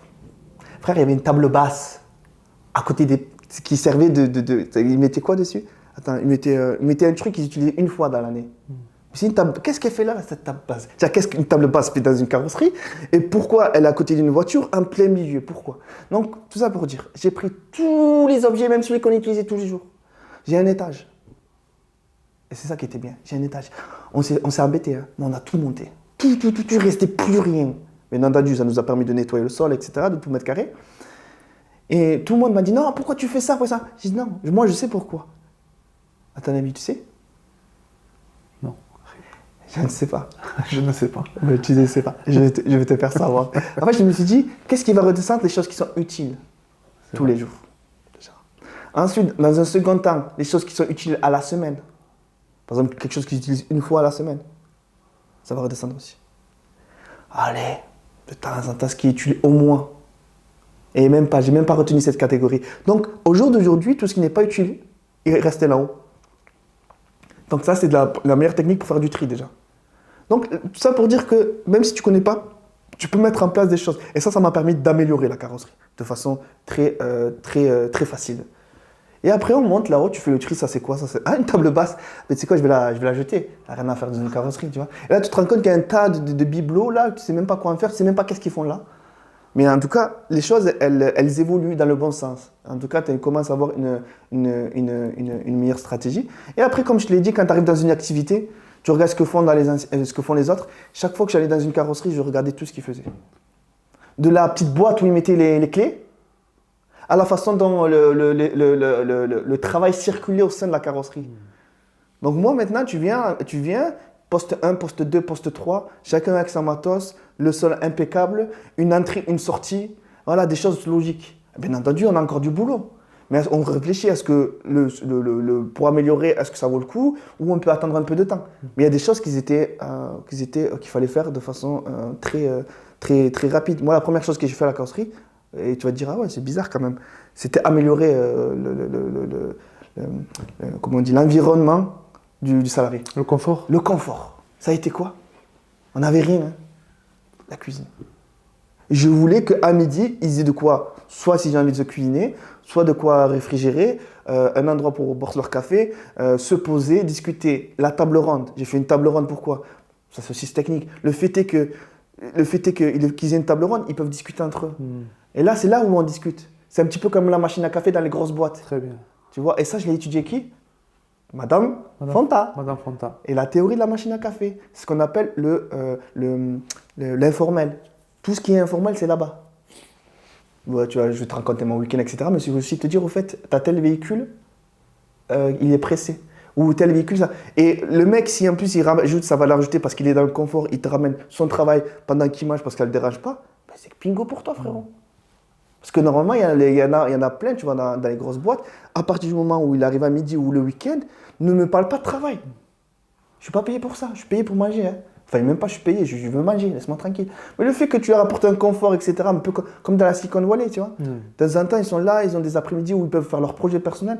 Faut que tout le monde soit bien dans son cerveau, bien dans sa tête. Après ça, comme tu as dit, c'est cohérent avec tes convictions aussi. Tout à fait. Fait de bien traiter, ça reste ton salarié. Tout à fait. Mais c'est très important. C'est mon frère avant tout. Exactement. C'est mon frère. C'est le respect fraternel. C'est pas moi qui me dis ouais, c'est ton salarié. Non, c'est mon collaborateur. On est là, on est sur un projet. Moi, je chapeaute telle chose, lui, il chapeaute telle chose. Parce qu'ils aiment bien faire des étages. Il n'y a pas d'étage, frère. Alhamdoulilah, Allah il m'a facilité telle chose, telle compréhension. Par contre, je ne sais pas détoler. Je ne sais pas peindre. Donc, j'ai quelqu'un qui m'aide. Donc, moi, c'est comme ça. Moi, j'ai une relation hiérarchique linéaire. Je ne suis pas plus que toi. C'est que moi, juste que l'argent passe par moi et je te donne ton argent. Mais à un moment donné, si Allah ne veut pas me donner, il ne veut pas me donner. Hein. Donc, à un moment donné, ben oui, je vais devoir fermer. Mais c'est cette stratégie. Mais malheureusement, on a une façon de voir pyramidale. Moi, je ne supporte pas ça. Il n'y a pas de pyramide. Le seul qui est là, c'est Allah. Et ça s'arrête là. Masha'Allah. Il ne faut pas monter sur les autres, personne ne monte sur toi. Alhamdulillah. Tu penses beaucoup aux salariés parce que, comme on revient tout à l'heure, tu es passé par là. Donc, je suis passé par là. Ça te permet d'avoir une autre ouverture d'esprit. Exactement. Mais je n'ai pas répondu à ta question du coup, concernant l'argent. Oui. L'argent, frérot.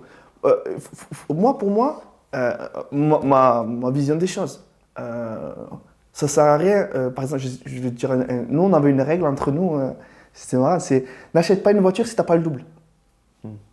Double d'argent. Le double d'argent. Malheureusement, c'est le contraire aujourd'hui. Tu achètes une voiture, tu n'as pas 10%. Et tu n'as pas 10% de la voiture. C'est pire encore. Frérot. Ça fait des crédits et tout ça. Quoi, ça exactement. Part. Déjà, moi, un crédit, je suis totalement contre. Mais au-delà de ça, c'est pas logique. Tu ne peux pas ne pas posséder ta voiture. Elle a toi, tu as les clés, mais tu ne la possèdes pas totalement déjà. Et nous, on avait une règle supplémentaire, c'est n'achète pas une voiture si tu n'as pas le double. Et ça, c'était pas qu'on était entrepreneur, c'est qu'on est salarié. Tu achètes une voiture à 20 000, mais tu as 40 000 de côté. Au moins, tu es tranquille. Après, c'est une règle de façon générale, c'est pour voir les choses.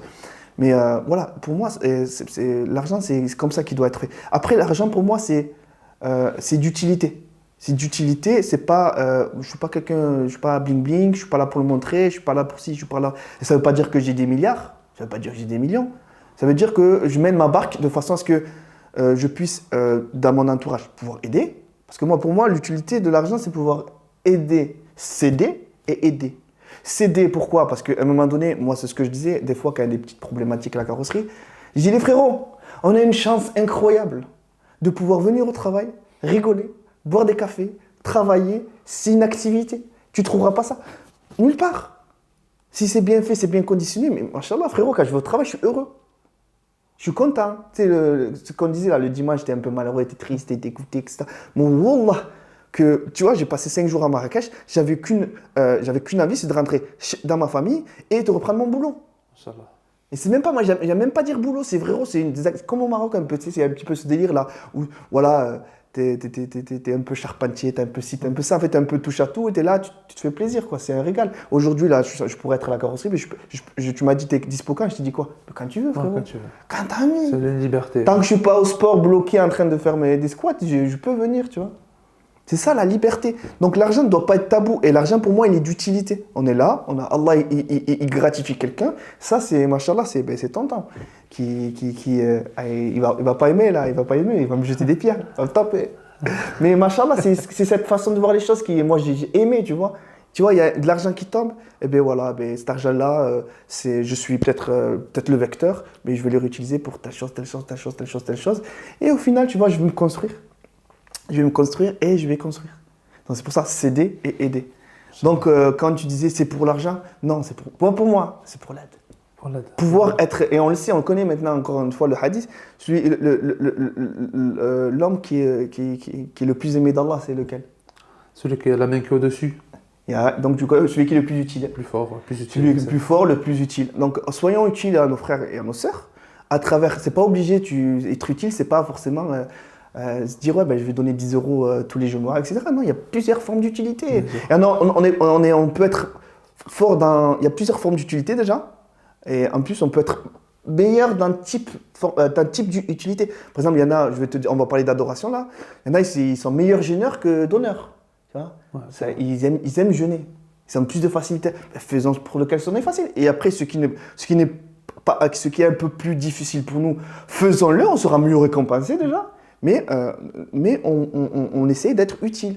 Inch'Allah. Donc voilà, pour l'argent. Et donc du coup, l'argent, c'est pas tabou. Après, pourquoi il faut pas non plus le crier sur le toit? Parce que pour moi, c'est une forme de tu peux créer, malheureusement chez ton frère, une forme de, j'aime pas dire envie, j'aime pas dire jalousie, mais de malaise. Parce que il faut savoir que à travers chaque réussite, malheureusement, il y a un envieux. Mais l'envieux, pour moi, je vais même pas dire il m'a envié ou quoi, c'est qu'à travers moi, il voit ce qu'il n'a pas pu faire. Et c'est ça aussi le rappel, c'est quand par exemple, quand on voit quelqu'un qui est décédé, on pense en Jim Skin, il est décédé, etc. Mais on pense nous-mêmes à notre sort. Tout à fait. C'est pour ça que le rappel est profitant aux croyants, c'est qu'à un moment donné, il est profitant en soi-même. Donc quand on voit quelque chose, en effet, et c'est pour ça que quand tu vois quelqu'un te dire ouais, je prends 5, 10 par mois, ok, d'accord. Et du coup, tu te dis ouais, moi j'ai fait quoi? Et donc tu fais quoi? Tu casses la relation avec lui. C'est plus dans une relation sociale normale ou fraternelle. C'est comme si tu étais au-dessus de lui. Il n'y a personne qui est au-dessus de personne. Personne. Il n'y a personne au-dessus de personne. D'accord. C'est pas, en tout cas, c'est pas le matériel qui nous différencie, qui nous caractérise, c'est la piété. C'est la piété, voilà. On le sait, c'est la piété. Inch'Allah, Allah barak. D'accord, jazakallahu khair. Du coup, je voulais rebondir sur complètement, tes résultats. Alors, quand je te dis résultats, bien évidemment, je ne veux pas connaître ton salaire. Et personne n'a. Attends, je vais être plus transparent. Wallah, que je ne connais pas mon salaire. Masha'Allah, Allah barak. Pourquoi? Parce que souvent, mon père, pour me taquiner, il me dit t'as combien de côté hein? Je vais te dire, je sais pas. Et il est choqué. Je dis, je sais pas. Parce que déjà, j'ai des encours. J'ai peut-être des dettes. Peut-être on me doit. Mais je serais incapable. Je peux te dire ce que j'ai. Mais je peux pas te dire ce que j'ai mis de côté, je n'ai pas mis de côté. Non, ben, bien sûr. Après, ce qui serait intéressant, c'est surtout dans un esprit de motivation, pour dire de quoi et vers quoi, une tranche. Une projection. Voilà, une projection. Sans forcément, même les gens, je ne sais même pas si vraiment ça va les intéresser, la façon dont tu gères ton argent, c'est pas ça qu'ils veulent savoir. En fait, ce qu'il faut savoir quand même, c'est que quand tu montes des sociétés, les gens qui disent ouais, ils montent des sociétés, il ne faut pas croire que tu gagnes des millions sur chaque société. Moi, j'ai une stratégie dans ma tête, c'est que n'épuise pas un puits, mais multiplie les puits. C'est bien ça, c'est pas mal. C'est pas mal. Non, il ne faut pas épuiser un puits. Tu es là, par exemple, imaginons la carrosserie, je pourrais me dire, tu sais quoi, je vais rajouter des services, je vais augmenter mon assortiment de services et patati, je vais être... Non. Ok, tu as une carrosserie, alhamdoulilah, elle fonctionne. Tu essaies de la biseauter, tu sais pourquoi ça bien tranchante, bien comme ci, bien comme ça, que ça aille vite, que ça aille bien, tout en respectant les gens autour. Et après, tu as de l'argent qui va sortir, Inch'Allah. Et essaie d'avoir une autre activité. Moi, c'est ce que je fais. Essaye d'avoir une autre activité qui te challenge. C'est ce que j'ai fait dans le food, le fast-food. Et du coup, repars de zéro et remets la vigueur que tu avais la première fois pour la carrosserie ou pour le VTC. Et tu repars. Et tu renvoies. Quand tu as réussi à le faire une fois, en fait, tu te rends compte que tu peux le refaire plusieurs fois. Même si tu perds tout aujourd'hui. Imagine tu perds tout. Tu as tout perdu. D'ailleurs, à ce propos, pour ceux qui sont intéressés, il y a une émission. Là, vous la trouverez là. Non, c'est pas vrai. Mais il y a une émission. Enfin, tu regarderas, c'est super intéressant. C'est mon cousin qui me l'avait partagé. C'est un millionnaire. Il lui enlève il lui enlève pas son argent forcément parce que c'est une expérience sociale. Il lui enlève toutes ses cartes, etc. Il le met dans un endroit pendant 1 an. Impressionnant. Et il les filme. Et au bout d'un an, ils reviennent pour voir sa situation financière. Et le mec, il est reparti millionnaire. Incroyable. Donc, les gars, c'est un état d'esprit. C'est un état d'esprit. C'est pas tes poches qui sont millionnaires, c'est ton esprit. Pensez comme un millionnaire. Ça aussi, c'est très important. C'est important aussi. Mais pensez comme un millionnaire. Si vous pensez, c'est comme ça. Si vous pensez comme des 1 sur 10, vous resterez des 1 sur 10. Et ça, c'est pas pour faire de l'ego trip. C'est une réalité. Tu veux être un 10 sur 10, pense comme un 10 sur 10. Écoutez ce qu'Mbappé dit. Pour moi, ce n'est pas une référence, mais sa façon de voir les choses. Il dit, moi, sur le terrain, il n'y a personne plus fort que moi. Et peut-être qu'il se trompe. Mais déjà, le fait de se le dire, déjà, il le croit à moitié. Et donc, quand tu commences à croire à moitié les choses, c'est là où tu commences à trouver de nouvelles façons de trouver des solutions. Tu sais, j'avais vu une vidéo, ça c'est Adam, un frère que j'aime beaucoup, qui me l'a montré, et c'était une vidéo qui était en tchétchène. En fait, c'était écrit en tchétchène, mais il me l'a traduit. Il y avait un petit enfant, il avait 5 ans. Il avait une petite bicyclette. Il me l'a montré il y a 3 jours. J'ai kiffé. Et en fait, il a pris une petite poule, et la bicyclette, elle était par terre, quoi. Il a mis une petite poule, il l'a mis sur la bicyclette. Tu sais, sur la selle. Là, ces petits pieds de la poule, là, sur la selle. Et il y a écrit... Si d'autres personnes l'auraient vu, il aurait dit qu'il ne pouvait pas réussir. Il a fait quoi? Il a mis la poule. Et petit à petit, il a tiré. La poule est restée sur la selle et il faisait du boulot. La poule était derrière. C'est invraisemblable. Tu dis, et par contre, il y aurait des adultes autour de lui. Je dis, mais tu ne vas pas réussir. Arrête. Ça ne sert à rien. Ça ne va pas fonctionner. La poule, elle va sauter, etc. Mais parce que personne ne l'a influencé, il a réussi. Donc, déjà, au-delà de ne pas se laisser influencer, au-delà de ça, il faut se donner aussi. Le mindset pour se dire, écoutez, je vais tout donner. Bon, pour terminer, est-ce que tu pourrais donner quelques petits conseils pour les personnes qui nous regardent et qui souhaiteraient entreprendre, mais qui n'oseraient peut-être pas? Bon, on ne parle pas de ceux qui ne seraient pas capables, etc., ou qui ne voudraient pas, mais ceux qui souhaiteraient entreprendre, bien sûr. Qui n'oseraient pas. Qu'est-ce que tu veux pour leur donner qui t'a permis de te... Mais déjà dans un premier temps, comme je l'ai dit là précédemment, il faut écouter personne. Tu sais, pour l'anecdote... C'est marrant parce qu'en fait, je donne des exemples en fait, et moi je suis quelqu'un d'empirique. Ça veut dire quoi? C'est que je me nourris de mes expériences. Et encore mieux quand tu t'arrives à te nourrir d'expériences d'autres. Donc n'hésitez pas déjà à lire des success stories, c'est super important. Mais l'anecdote c'est quoi? Pour le VTC par exemple, c'est mon père, mon frère, ils m'ont prêté de l'argent, etc. Ils m'ont fait confiance quand même, c'est une sacrée somme. Ils m'ont prêté 25 000 €, j'ai acheté une voiture, j'ai bombardé 70 heures, tatati, je dormais pas, là. Ok, d'accord. J'ai jamais été à bloquer sur ce niveau-là. Quand j'ai demandé la somme, 25 000 €, on m'a pas dit non. Et pourtant, je n'avais pas donné envie à mon père ni à mon frère, entre guillemets, de... En fait, ils m'ont prêté parce que je suis leur frère. S'ils ne me prêtent pas, personne ne prête. D'accord? Ça, c'est la première chose. Donc, il y a 2 façons d'être prêté, soit par sa famille, soit par quelqu'un qui croit en nous. Bon.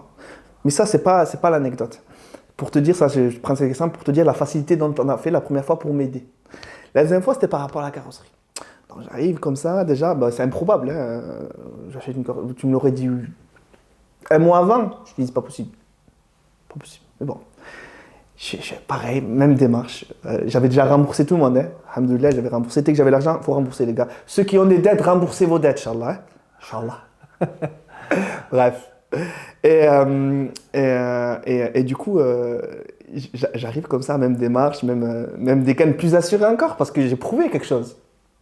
Oui, j'ai prouvé qu'on m'a prêté et que j'ai rendu. Ah, t'es crédible là. Je suis crédible. Ah, j'étais pas crédible. C'est pour ça que je disais ça. La première fois, j'étais pas crédible. J'étais ton frère, j'étais ton fils.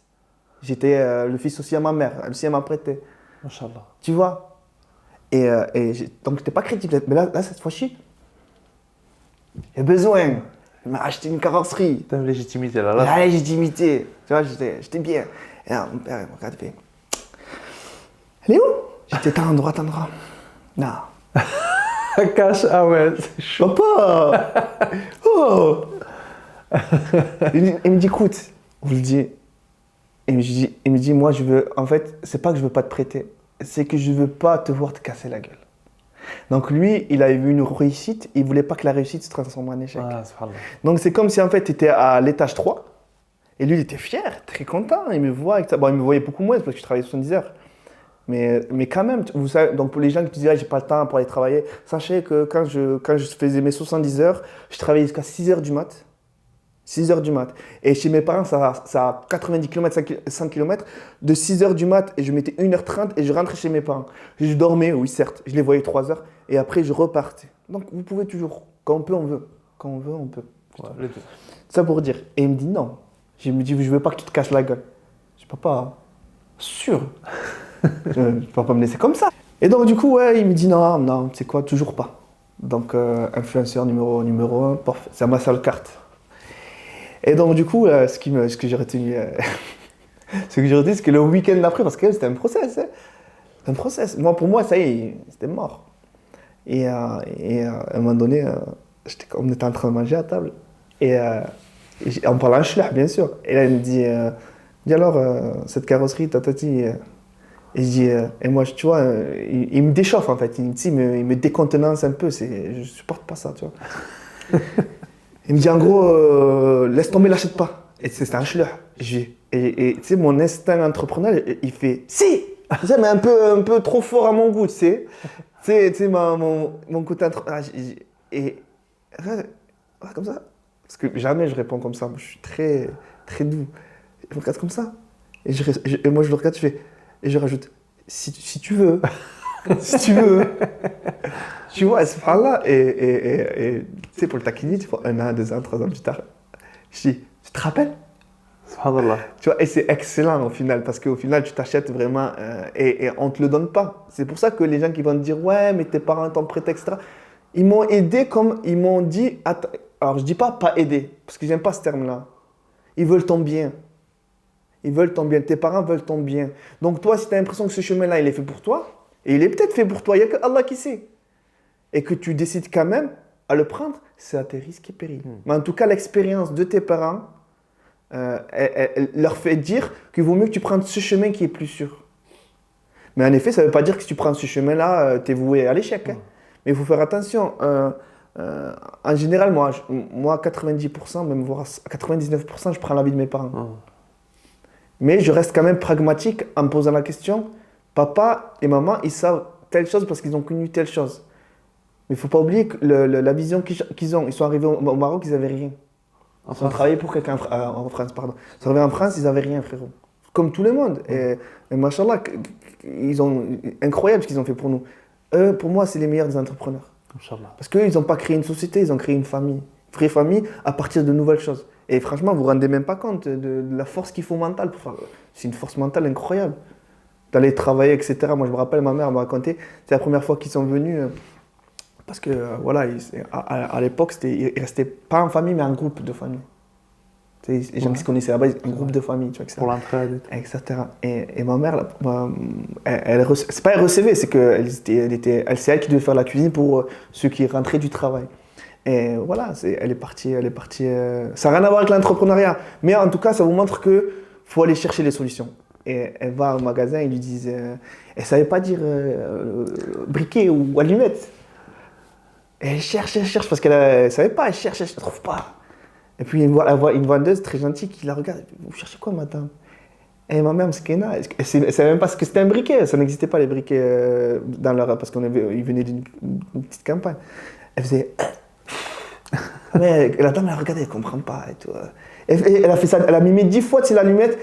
Ah, vous voulez une allumette? Et ma mère, elle me raconte ça régulièrement. Et je me rends compte, en fait, qu'eux aussi, ils sont passés par pas mal d'expériences. Ah ouais. Mais est-ce que c'est ces expériences-là qui vont te donner la réponse pour ton côté entrepreneurial? Je ne sais pas. Si mon père était entrepreneur, il me dit touche pas à ça, je touche pas à ça, c'est sûr. Mais tout ça pour vous dire qu'il faut écouter, c'est pas un 99%, mais après il faut se poser la question, le 1% il est à toi. Et le 1%, c'est là où tu peux peut-être... Et donc pour moi, on va contredit le pari de mon père, entre guillemets. Et donc pour le taquiner de ça, dès que l'ami me prend, je lui dis « Ça va papa, la carrosserie ?» Et ça ne veut pas dire que tous mes choix après seront les meilleurs, mais en tout cas, vraiment, il faut essayer d'écouter au mieux les anciennes de l'activité. Après, tu ne l'as pas fait en allant chercher les fonds ailleurs. Il a quand même validé. Oui. Donc, j'ai envie de dire, juste pour compléter, il y a eu la baraka. Il y a eu l'acceptation, la validation. C'est très important. De ne pas désobéir. Ah non, ouais. Tu ne l'as pas désobéi quand même. Non, je n'ai pas désobéi parce que... Ah oui, non, il n'y a aucune désobéissance parce que... N'oubliez pas que moi, après, je suis l'être humain que je suis, hein, avec ce qui est bon et ce qui est moins bon. Mais tu sais, quand il m'a dit non et que j'ai dit si, et après j'ai rajouté si tu veux, j'ai quand même cherché quand même certaines formes de baraka, tu vois. Ah oui, non. Tu sais quoi, j'ai cherché le fait est qu'il me dise bon, écoute, et il était dans l'acceptation. Hein. C'était pas un clash, hein, attention, faut le dire, c'était pas un clash. Hein. Mais il voulait pas que moi je me rappelle, il me dit c'est pas que je veux pas que tu le fasses. Je veux pas que tu échoues. C'est dans la précaution. Je veux pas que tu échoues. Et ce qui est bien, c'est que quand, en plus de ça, on te dit qu'il faut pas que tu échoues, c'est un nouveau pari. Il faut pas que j'échoue. Et bien, je vous assure que quand j'ai récupéré la carrosserie, à 6h du mat, j'étais là-bas. Jusqu'à 1h du mat. Je connaissais rien. Mais j'étais accompagné de salariés avec lesquels je discutais, j'essayais de comprendre. Je passais mon temps. Dès qu'il y avait un commercial qui venait, le commercial, lui, il voulait me vendre des choses, moi, je voulais apprendre de lui. C'était marrant. Il ne savait même pas, le mec. Il me disait, c'est toi qui as repris. Je dis, ouais, c'est moi qui ai repris. Tu veux un café, Marco? Ouais, installe-toi, je te ramène tout ce que tu veux. Il s'assoit, il passait 2 heures et il me vendait rien, miskin. Parce que moi, je ne savais pas ce qu'il fallait acheter. Je lui posais que des questions impact. Qu'est-ce que tu penses de ça? Qu'est-ce que tu penses de ci? Comment vous faites pour ça? Comment vous faites pour ci? J'apprenais. Je prenais. Après, un autre commercial, il venait. Parce que lui, il vend ses produits aussi. Et moi, j'étais là pour assimiler, comparer et prendre la meilleure des décisions. Et ça, c'était le plus dur. Mais quand tu as cette réflexion-là où tu vas commencer à travailler vraiment plus en profondeur ton thème, et pourtant, j'y connais rien, encore une fois, et tu commences à exceller dans ton domaine. Pourtant, tu me dis comment on change une note, je ne sais pas. Hein. Donc, tout ça pour dire, même si vous ne connaissez pas un domaine, allez-y, comprenez, analysez et excellez. Et surtout, remettez-vous à Allah. C'est très important. C'est comme une forme de formation. Quand tu dis tes salariés, sachant que tes salariés, c'est déjà formé, c'est expert dans le domaine. Exactement. Ils étaient experts et après, il faut... ils étaient experts. Alhamdoulilah, il y a quand même 2 personnes, mon frère et mes cousins, qui n'étaient pas formés à cette chose-là, tu vois. Mais en fait, ce qui est intéressant, c'est que quand il y a une volonté, c'est ça qui est important dans une entreprise, c'est une volonté que tout le monde a de bien faire. Voilà, vous touchez quelque chose. Quand tout le monde arrive et veut aller vers une réussite personnelle, et si tu réussis personnellement, je réussis avec toi. Inch'Allah. On a le même objectif. Et toujours garder ces objectifs-là ensemble, et bien là, je veux dire, c'est les bons ingrédients pour faire un bon gâteau. Ça crée une synergie positive. C'est une synergie, on appelle ça la conscience collective. Conscience collective. Conscience collective d'aller vers quelque chose de réussi. Et ce qui est bien, après moi j'essaie de ne pas mettre une pression démesurée, tu vois. Sur les salariés, c'est très important, le bien-être et tout. Là on est dans moi des fois j'écoute d'autres gérants, etc. Ils disent non, les salariés il faut les écraser. Non, tu t'écrases rien du tout, frère. Tu veux écraser, Allah il va t'écraser. Ou quelqu'un d'autre va t'écraser par la volonté d'Allah. Il y aura une cause, il y aura quelque chose. Ne cherche pas ne cherche pas à faire du vouloir. Il n'y a personne qui a aucune orage. Des fois, ils disent ouais, il faut les presser comme des orages. Non, il ne faut rien presser, frérot. T'inquiète pas, moi, alhamdoulilah, au jour d'aujourd'hui, enfin, en tout cas, ce que je ressens, moi, c'est que si quelqu'un est dans le vice avec moi, j'ai l'impression, alhamdoulilah, j'espère en tout cas, que Allah il me l'éloigne petit à petit par une action. Ça peut durer une semaine, mais ça peut durer des mois. Hein. Au bout d'un moment, la personne, elle se dévoile. Elle dévoile ce qu'elle est intrinsèquement. Au bout d'un moment, il n'y a plus de cachette. Et au final, la personne, elle prend une sortie qui est naturelle. Donc, être bien entouré, c'est très, très important. Très, très important. Pour rebondir par rapport à ça, donc pour celui il commence à se lancer, il a pris la décision de se lancer. Qu'est-ce que tu lui conseillerais pour qu'il se concentre quels sont les ingrédients Vraiment, il y a quelque chose qui est super important d'en parler, c'est rester focus. Rester focus. Malheureusement, il y en a, ils ne restent pas focus et en fait, ils disent ouais, allez, tu sais, comme des fois, je regarde des vidéos où ils disent ouais, tu restes 2-3 heures, tu fais ci, t'inquiète pas. Non, les gars. Vous allez suer, il va falloir travailler, il va falloir comprendre, il va falloir démontrer, il va falloir plein de choses. Vous êtes en plein de réactions qui font que vous allez devoir vraiment remonter vos manches et vous y mettre.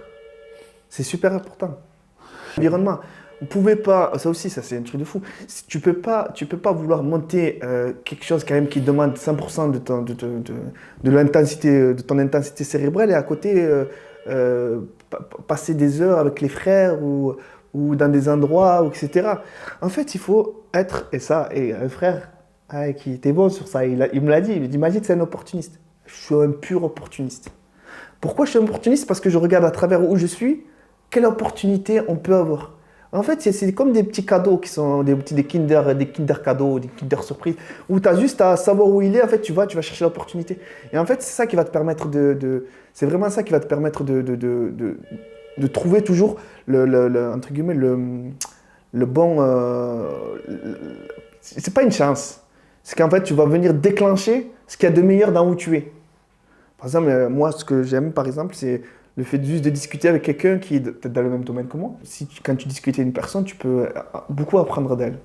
Et à travers elle, tu peux aussi décoder certaines de tes manquements, certaines de ces choses-là qui vont te permettre d'exceller ou de rajouter un petit peu d'eau à ton moulin. Donc les fréquentations, c'est super important. Les gars, vous pouvez pas... En fait, les personnes, en tout cas, moi je pense, mais j'ai l'impression que la plupart des entrepreneurs, leur entourage, c'est que des entrepreneurs. Et la plupart des non-entrepreneurs, après il n'y a pas de caste, il n'y a pas entrepreneur ou pas entrepreneur, mais en fait j'ai l'impression qu'il y a quand même quelque chose qui se fait, une synergie qui se fait plus facilement parce qu'on parle des mêmes choses. On parle des mêmes thèmes. Moi frérot, ça arrive, moi dès que, je suis un sportif, j'aime trop le sport, etc. Mais quand je suis à côté de gens, ils parlent de foot, je suis comme ça, j'attends. Je veux du croustillant les gars. Parlez-moi de choses qui m'intéressent. Même pas m'intéresser, mais qui sont intéressantes. Après pour vous c'est intéressant le foot, mais moi dans mon cas ça m'apporte rien. Donc, il faut toujours essayer de rapporter de l'eau à son moulin, où que tu sois. Tu es dans une mosquée, forcément, tu as le côté religieux. Donc, tu vas apporter de l'eau à ton moulin. Tu vas essayer de comprendre certaines choses, de venir capter des choses. Je ne sais pas, moi, tu es avec des amis qui te parlent de vacances, etc. Parle-moi de tes vacances. Ça a été comment? Les gens, ils sont comment là-bas?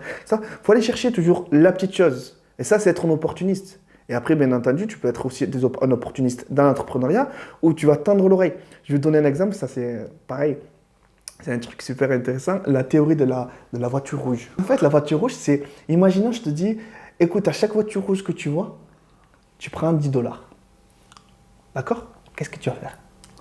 Tu vas sortir et tu vas toutes les voitures rouges, tu vas me dire une, et tu vas compter dans ta tête $10. 2, $20. 3, $30. Maintenant, si je te dis, remplaçons les voitures rouges par des idées entrepreneuriales, des opportunités. Qu'est-ce que tu vas faire? Tu vas chercher des opportunités et en plus de ça, tu vas balayer de l'œil ou avec ton cerveau toutes les non-opportunités.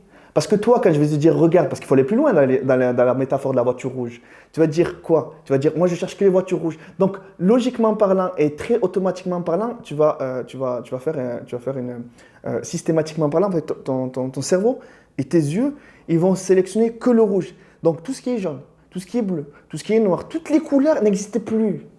Pour toi, c'est des non-couleurs, ce sont des non-rouges. Et pour en revenir aux opportunités, ce sont des non-opportunités. C'est parasites. Donc, ton cerveau les oublie.